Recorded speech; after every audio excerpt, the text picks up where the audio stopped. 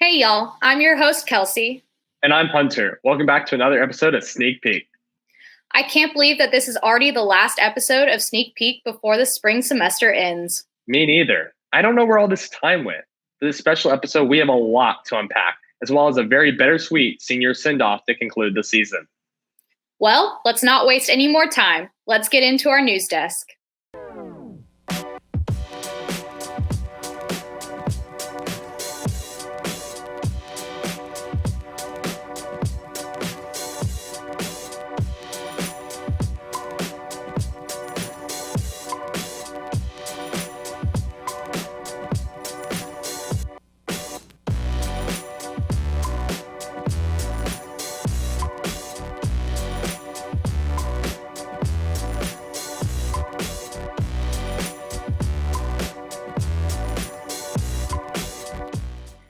If you find yourself with a lot of free time this summer, we recommend you check out some reboots of our most beloved shows that are set to air.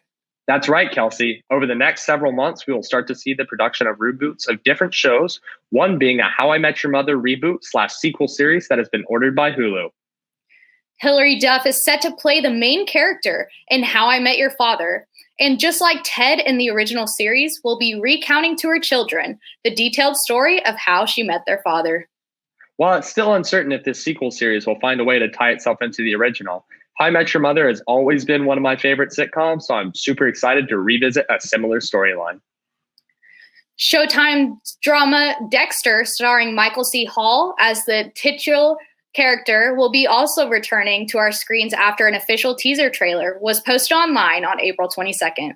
After receiving some mixed reviews in its final season, this 10-episode reboot will hopefully redeem the storyline, and I know fans are excited to get a deeper look inside of Dexter's mind. In other news, I'm sure you didn't miss it, but in the rare chance you did, the 93rd Academy Awards took place 2 Sundays ago on April 25th, and we were blown away by some of the winners. After all its rave reviews, it's no surprise that Nomadland succumbed to Oscar for Best Picture. Frances McDormand, who played Nomadland's protagonist Fern, also took home the Oscar for Best Actress. While Anthony Hopkins' performance in The Father was well deserving of the Best Actor Oscar, there was definitely some backlash towards the Academy online, as many were expecting the late Chadwick Boseman to receive this award after being nominated for his incredible performance in Ma Rainey's Black Bottom. Other notable winners we want to applaud are Daniel Kaluuya, who received Best Supporting Actor for his role in Judas and the Black Messiah, Yoon Young Jung for Best Supporting Actress in Minari, and Disney's Soul for taking home both Best Animated Feature Film and Best Original Score. This year's Academy Awards were definitely different from years past, to say the least. Instead of taking place at the Dolby Theater in Hollywood, this ceremony was held inside Los Angeles' own Union Station, giving the entire show a bit of a different vibe. That's not to say the show wasn't beautiful, though. The Art Deco style of the station was reminiscent of the old Hollywood style, and it added a nice touch to the entire ceremony. As they've done the past 2 years, the Academy decided again not to have a host for the awards. This is definitely something we're still trying to get used to. I know when this year's show started off with Regina King going straight into announcing the first award, I was a bit caught off guard. Another big change we saw was the amount of viewers. Viewership hit an all-time low this year with only 9.8 people tuning in. The entertainment industry, especially award shows, are still trying to adapt to the pandemic. Even the Golden Globes saw a 62% drop in viewership this year. We can only hope that by next year, these award shows will begin to feel a little bit more normal again. While we're on the topic of the Academy Awards, there can't be an award show without a red carpet beforehand. That's why we have Claire and Grace to give us a review of this year's Academy Awards red carpet looks. Take it away, girls. Okay. After such a crazy year, this year's Academy Awards may have been the most highly anticipated award show of the past decade. Seeing all of our favorite actors and filmmakers celebrating together in the same room for the first time in quite a while was such an exciting thing to see. But definitely not as exciting as being able to see everybody's freshest red carpet looks. Today, we're going to give you the breakdown of our favorite red carpet looks at the 93rd Academy Awards. Honestly, it's hard for us to even rank these looks since so many of them blew us away equally. I know one look that was absolutely stunning was Amanda Seyfried in Armani Privé. The deep plunging V neckline and eye-catching bright red color gave off an extremely classy old Hollywood vibe that we can't get enough of. She never disappoints. Speaking of deep necklines, can we talk about Maria Bakalova's dress too? With her role in Borat's subsequent movie film being her debut on the big screen, we knew she was going to make an elegant appearance for her first Academy Awards, and she did exactly that. She rocked a beautiful white Louis Vuitton gown with layer after layer of tulle, topping the entire look off with some gorgeous diamonds. I thought she looked like a princess. Another classy look we saw was from Regina King, who also sported a Louis Vuitton gown. Plunging necklines definitely seem to be a theme this year, but just like all these other gals, Regina King rocked this look. Not to mention those dramatic winged shoulders. They really tied everything together. And let's not forget about the guys. Leslie Odom Jr. caught everyone's eye in an all-gold Brioni suit. Super classy. Lakeith Stanfield also looked stylish and broke a few gender roles by switching it up from just a regular old suit and rocking a Saint Laurent jumpsuit. The entire look was tied together with some gold accents, including a chain and belt. Overall, an amazing look. We also had some stars wow us in some non-traditional outfits, such as her, who rocked a custom-made hoodied lace purple jumpsuit. Her ensemble was a tribute to Prince, who also won Best Original Song for Purple Rain in 1985. Speaking of non-traditional, Questlove put a spin on his all-black suit by topping off his look with golden Crocs. Not quite sure how we're feeling about this one. It's definitely a fun approach, but is it Oscars red carpet worthy or just a little cringy? I might have to go with the latter on that one. Another look that didn't quite blow me away was sadly Zendaya's yellow Valentino gown. There's no doubt that she looked gorgeous, but to me, it just seemed a little too basic for a red carpet look, especially after she's dazzled us with over-the-top red carpet looks in the past. I might have to disagree with that one. Maybe sometimes simpler is better. Fair enough. Well, that'll wrap up this year's Oscars fashion segment, but we can't wait to see what next year's looks have in store. Thanks for tuning in, y'all. Catch you next time. I always enjoy a good red carpet fashion recap. Me too. In other news, I'm sure you all know that today is an international holiday for some of us film and sci-fi fans. That's right. Today is May 4th, also known as Star Wars Day. May the 4th be with you all. The Star Wars universe has impacted so many different generations over the years, and with the success of different Star Wars content, such as The Mandalorian being so prevalent today, it's so exciting to see even more projects start to come out. Let's pass it over to Ryan so he can give us a rundown of the newest Star Wars projects. Happy May the 4th, sneak peekers. My name is Ryan Schwinn, and since today is officially Star Wars Day, I thought it'd be fitting to share with y'all some upcoming Star Wars projects we here at Sneak Peek are really excited about. So let's jump right in. To start off, there's a bunch of Star Wars content we could easily talk about. The third season of The Mandalorian, or The Book of Boba Fett, which comes out later this year and follows the notorious bounty hunter. But I want to start off talking about the brand new Star Wars show that premieres today, The Bad Batch. Any new Star Wars content is exciting, but it's always great to have content from Dave Filoni, who worked on both the Clone Wars series and Star Wars Rebels, as well as other great cartoons like Avatar: The Last Airbender. Filoni also directed the pilot for The Mandalorian and some of the best episodes of the series. But back to The Bad Batch, which follows a group of elite clone troopers, all with genetic mutations, as they take on mercenary work following the end of the Clone Wars. The trailer looks so cool, and I'm really excited to watch the premiere later today. The series is slated for 14 episodes and will premiere new episodes on Fridays. And as exciting as new Star Wars shows are, there's nothing quite as exciting as a good Star Wars movie, and one that I'm personally really excited about is the upcoming Rogue Squadron film. The film will focus on a new generation of the classic Starfighter Squadron that fought alongside Luke in the original trilogy. There isn't a cast yet, but the film will be directed by Patty Jenkins, director of the Academy Award-winning film Monster, and, more famously, the two recent Wonder Woman films. The Rogue Squadron movie is supposed to take inspiration from other media which feature the Rogue Squadron, notably the novels and video games, but will still be an entirely new story. The film is slated to come out around December 2023, so it seems like we'll be waiting a bit for it to come out, but considering how great Wonder Woman was, I'm sure whatever Patty Jenkins has in store for us will be worth the wait. Of course, there's one upcoming project about to start production that has Star Wars fans across the globe excited. And that, of course, is the new Obi-Wan series, starring Ewan McGregor and Hayden Christensen, who played Obi-Wan and Anakin in the prequel series, respectively. The series takes place 10 years after Revenge of the Sith, and the cast seems stacked. Besides McGregor and Christensen, we also have actors like Joel Edgerton, Kumail Nanjiani, O'Shea Jackson Jr., and Benny Safdie. The series will be directed by Deborah Chow, who previously directed episodes of The Mandalorian and Jessica Jones, among many other shows. Considering the time gap between Revenge of the Sith and A New Hope, which is 19 years, and just how great McGregor was as Obi-Wan, I am personally so excited for this show to premiere, and hopefully very soon. But that's all I have for today. What new Star Wars content are you excited about? Are you going to be watching the premiere of The Bad Batch later today? Tweet at us at SneakPeekTV on Twitter and let us know what you're looking forward to in the future. There's so much, and I'm sad I didn't have more time to talk about all of it today. But that's all from me. Happy May the 4th, and now back to the hosts.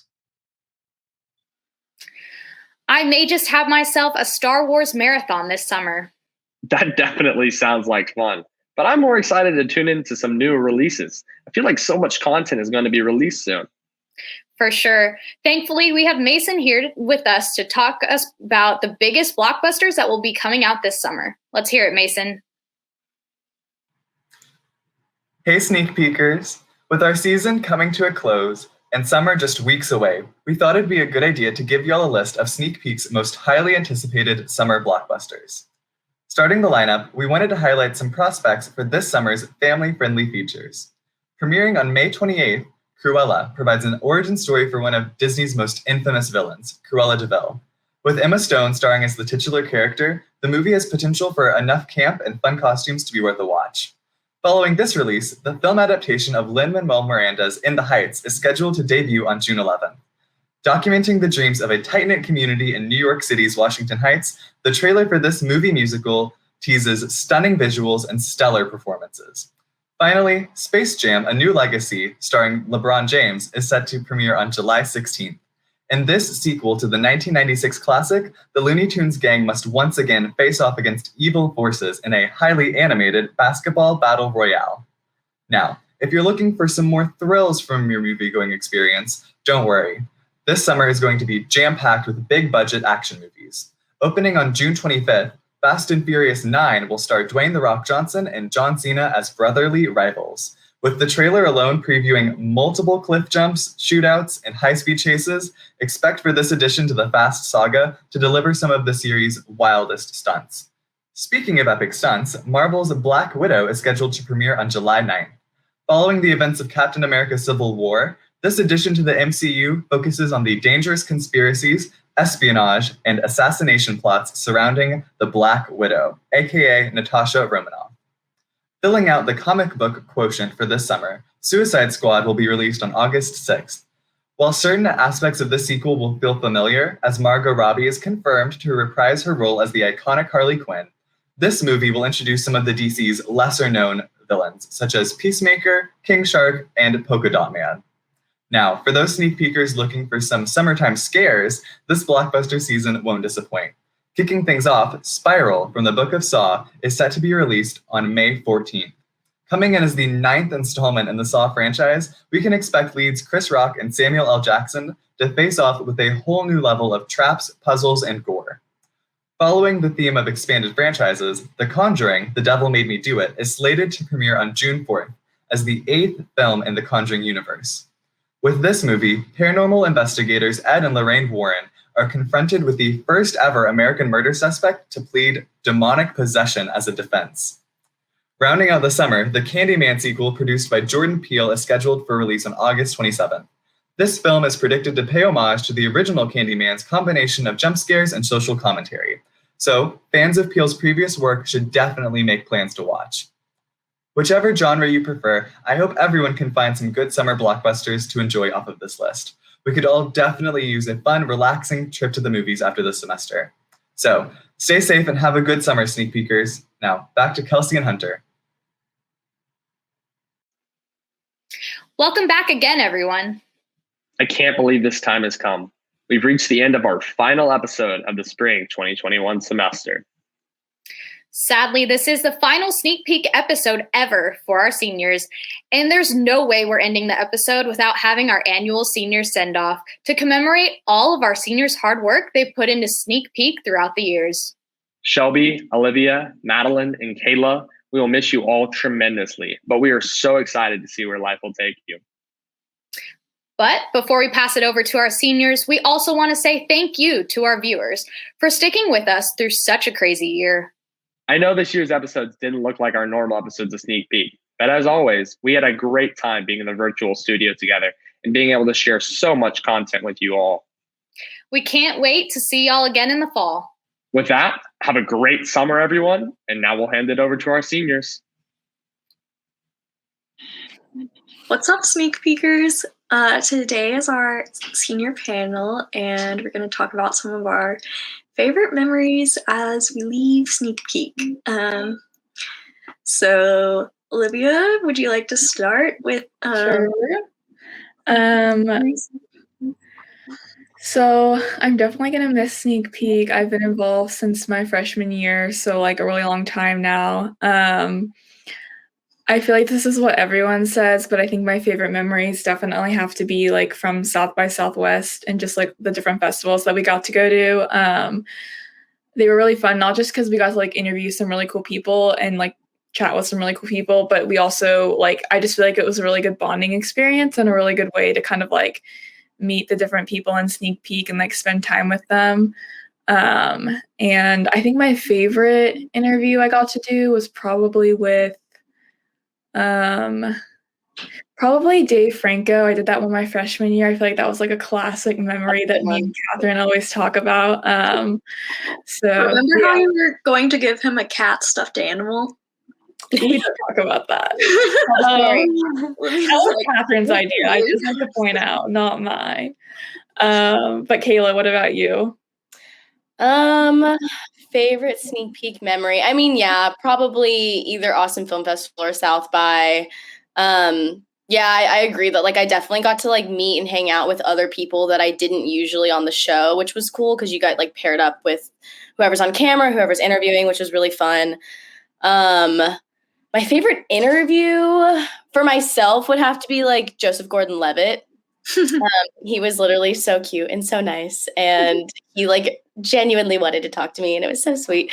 But I was the camera person also for when Valerie interviewed Kathy Griffin, which was literally it was just funny. Like she left in the middle of the interview.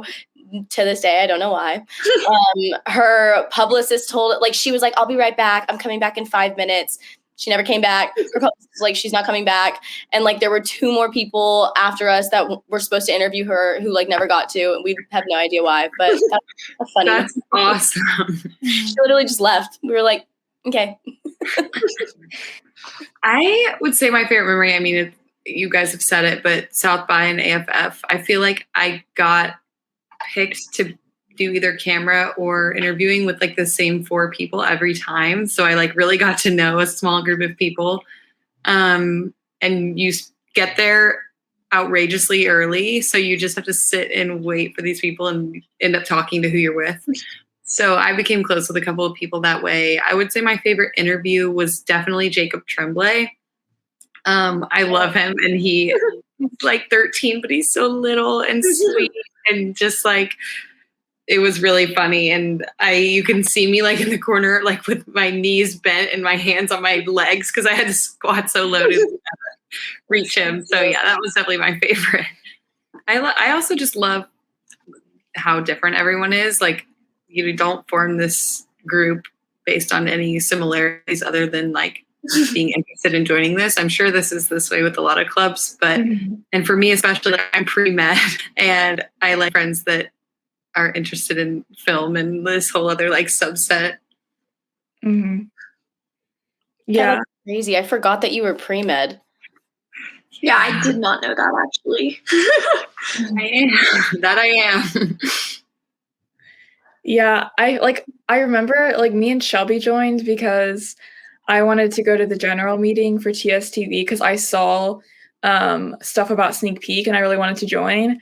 And so I wanted to go my freshman year, but I didn't want to go by myself. And so I was like, Shelby, come with me. And I made her come with me. And then she ended up deciding to join too. So that's awesome. Yeah. Yeah, Olivia, I remember you showing me a video of like Sneak Peek's YouTube in like the SRD laundry room. And I was like, oh my gosh, we have to do this. I'm obsessed Here with we are. people and movies. Yeah. Yeah, I actually didn't join until my sophomore year, actually. I don't know if Oh, okay. I um, can't remember like exactly when you joined, but yeah. yeah, I came in kind of late, but yeah, it was because when I came into UT, I was in Moody but undeclared. And so I decided to do RTF my second semester. And then I was like, I feel like I'm not really involved in anything. Like I really want something else to make me feel like I'm actually like doing something film related. Yeah. So then I went to the TSTV general meeting that next semester. Yeah, I wish we could do our Sorry, final go ahead. stuff in person. I know. Our last episode. But I think we're about to wrap up. So any last things you're gonna miss? Well, I'll give a piece, like, just to kind of like wrap it up, I'll give a piece of advice, I guess, to like future sneak peekers who might be watching this. Just like stay involved, especially with like everything being virtual right now. I know it's not as exciting, but like hopefully things will be back in the studio, and just kind of like, stay involved and like try different things out. And, I think there's lots of stuff to look forward to, but also just like enjoy the like weekly meetings and stuff, because I feel like there's like so many random funny memories I have from those meetings, especially like freshman and sophomore year when like a lot of the older people were involved. Like I don't know, it was a lot of fun. We were in person. Yeah, we were in person, and like, yeah, but for sure. All right. Well, our last sneak peek episode. Okay, I didn't think I was gonna get sad, but I really am. Like, okay, all right. Okay. Bye. Bye. Follow us on social media at Sneak Peek TV.